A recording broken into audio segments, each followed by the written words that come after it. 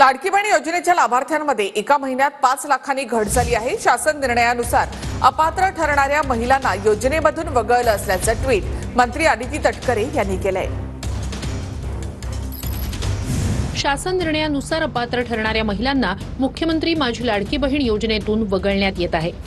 अपात्र ठरवण्यात आलेल्या लाभार्थ्यांचं विवरण खालीलप्रमाणे।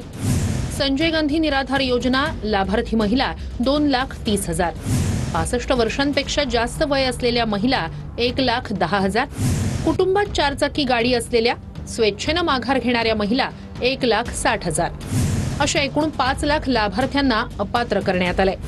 सर्व पात्र महिलांना मुख्यमंत्री माझी लाडकी बहीण योजनेचा लाभ देण्यासाठी महाराष्ट्र शासन कटिबद्ध।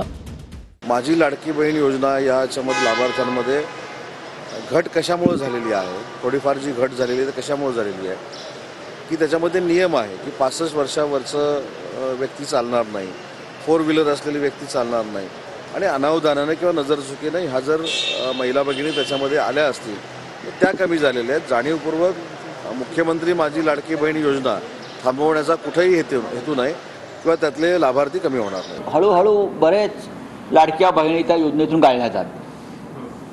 सरकारच्या तिजोरीत पैसे नाही आहेत, निवडणुका संपलेल्या आहेत, बहिणींनी मतं दिलेली आहेत, 1500 रुपये 3 महिन्याचे त्यांना पोचलेले आहेत, पण आता पैसे नाही आहेत। त्याच्यामुळे जेवढं त्यांना हे ओझं कमी करता येईल तेवढं ते करतील। नीती आयोगापासून अनेक वित्तीय संस्थांनी ह्या योजनेवरती आपलं एकदम कठोर भाष्य